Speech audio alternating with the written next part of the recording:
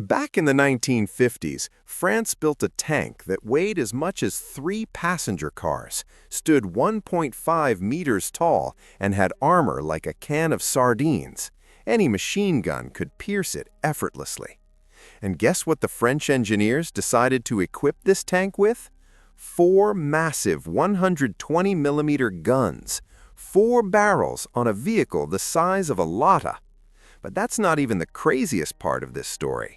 The most insane part is why they even created this monster and why the military seriously considered it for combat. It all started on a black day when the French colonial empire began to collapse right before their eyes.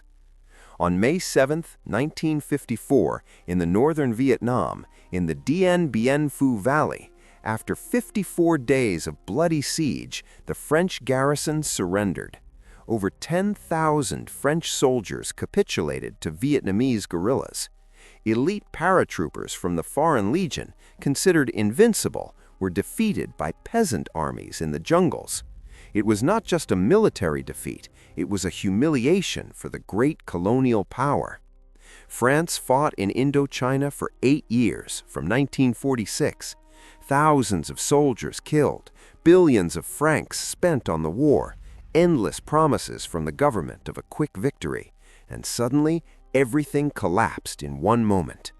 On May 7th, Vietnamese soldiers raised the red flag over the French command post at Dien Bien Phu. On May 8th, negotiations for France's capitulation and withdrawal from Indochina began in Geneva. French society was in shock. A country that saw itself as a great power had lost to guerrillas. France's prestige on the international stage crumbled. But the worst was yet to come. Just 6 months after the humiliating defeat at Dien Bien Phu, a new catastrophe struck. On the night of November 1st, 1954, explosions rocked across Algeria. The National Liberation Front attacked French military bases, administrative buildings, and police stations across the country. It was not just a series of terrorist acts, it was a declaration of war. The timing was perfect. French troops were still in Vietnam, awaiting evacuation after their defeat. The Prime Minister was on a state visit to Canada. The Emperor of Ethiopia was visiting France. French intelligence knew about the uprising and even had a rough timetable, late 1954. But the rebels struck earlier, when France was most disorganized. France was burning from both ends. Indochina was lost for good, and now Algeria was ablaze. The colonial empire, built over more than 100 years, was crumbling before their eyes.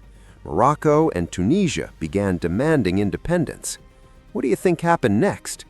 The French military scrambled to find solutions to control these vast territories with limited forces. How to quickly move troops to where rebellions flared. Regular armies were too slow.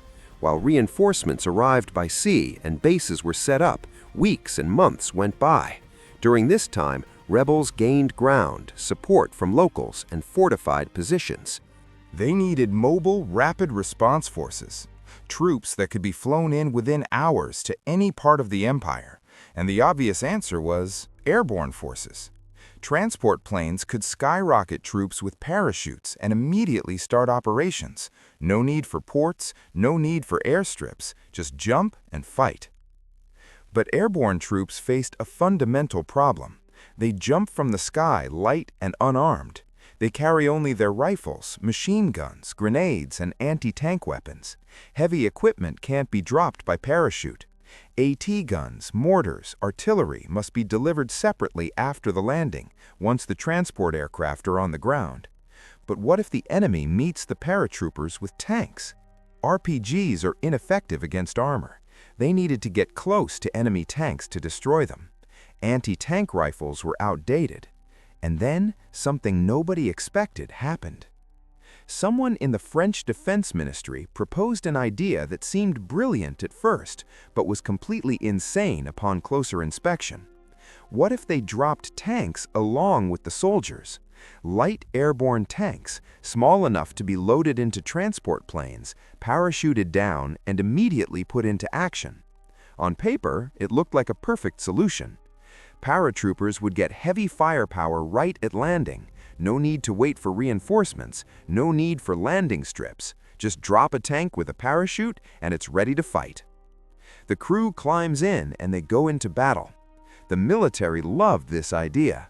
Imagine, at night, transport planes flying over Algeria, dropping troops, followed by tanks on massive parachutes.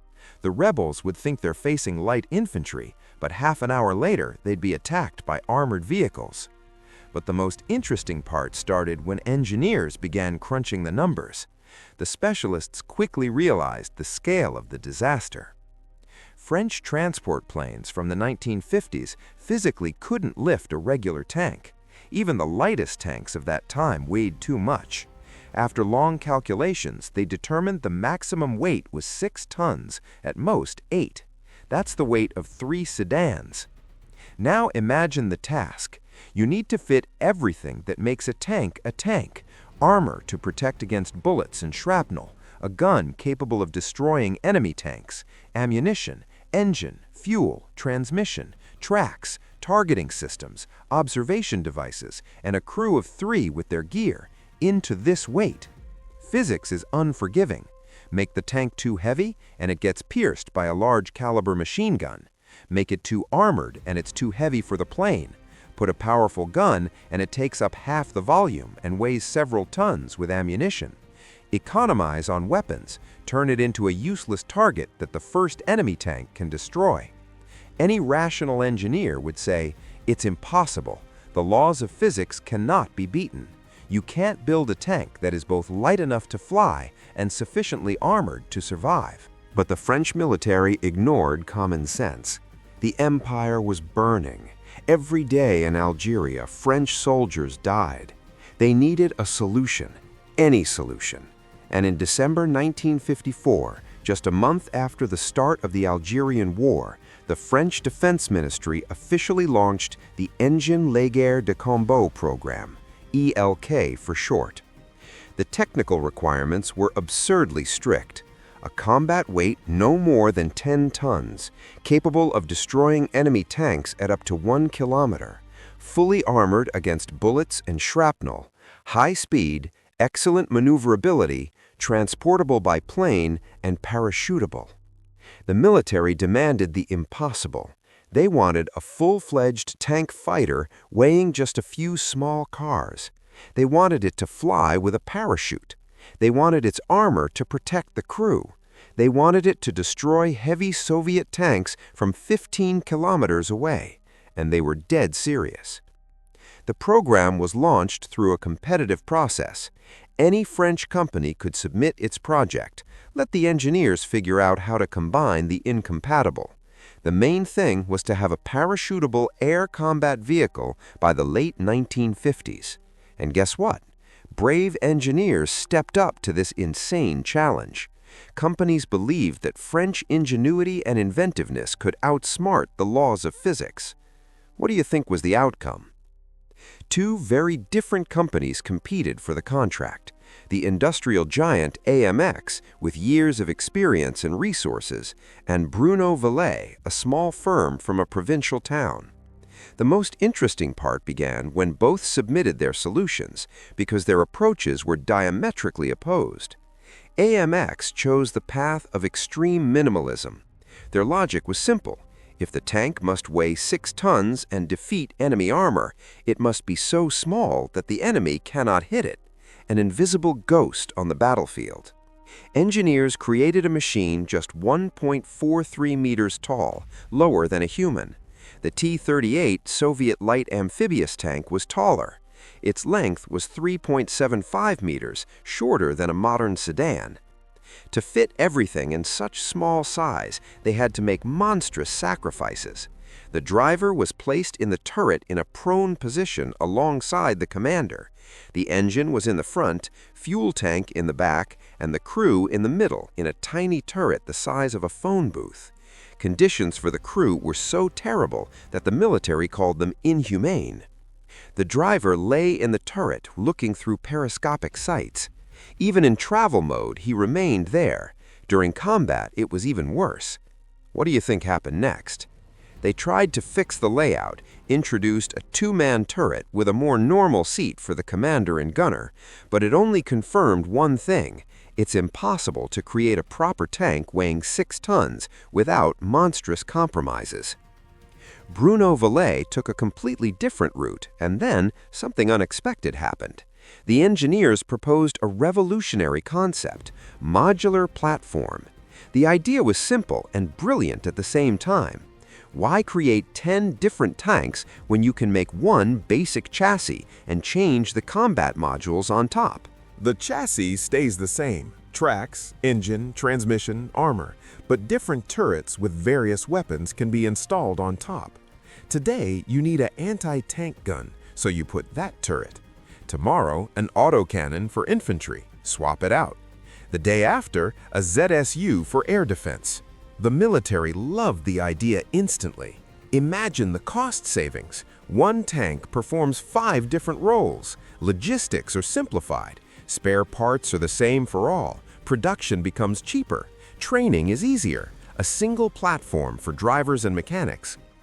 The modular concept was so advanced for the 1950s that the military immediately approved further development. Brunon-Vallet received the green light to develop several weapon variations for the same chassis. Work began on the ELK and Venn series.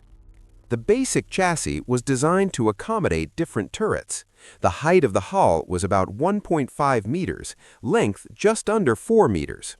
The weight of the chassis with crew was around 6.5 tons with a 160 horsepower engine. Top speed was 70 kilometers per hour. Armor was minimal: 15 millimeters in the front, 10 millimeters on the sides and back. Any heavy machine gun could penetrate it.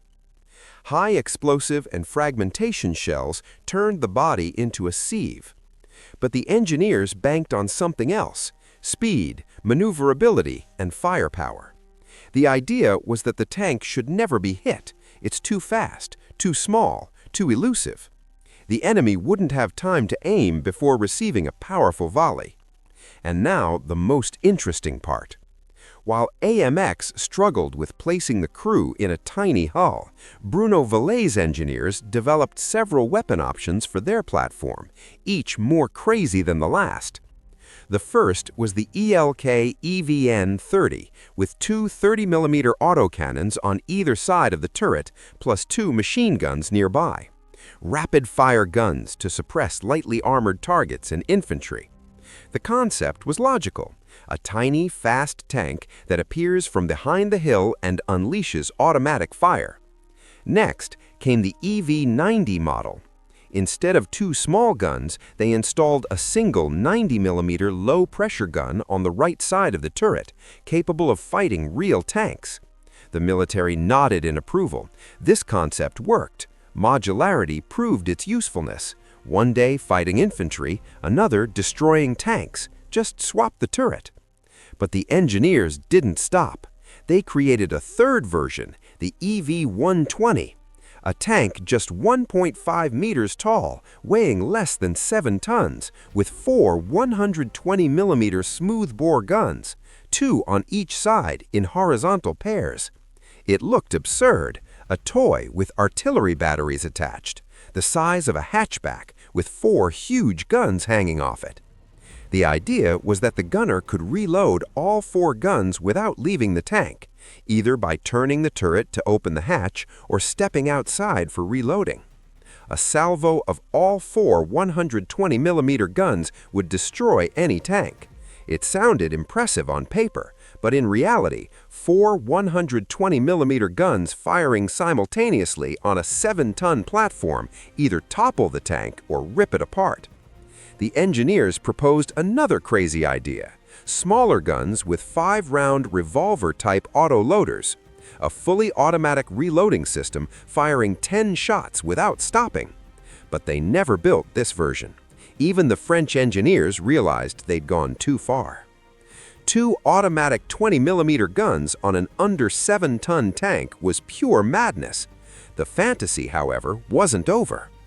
They also proposed using guided anti-tank missiles, either SS-11 or larger SS-12, on a flat turret. cutting-edge weaponry for the 1950s. Guided rockets were just entering service.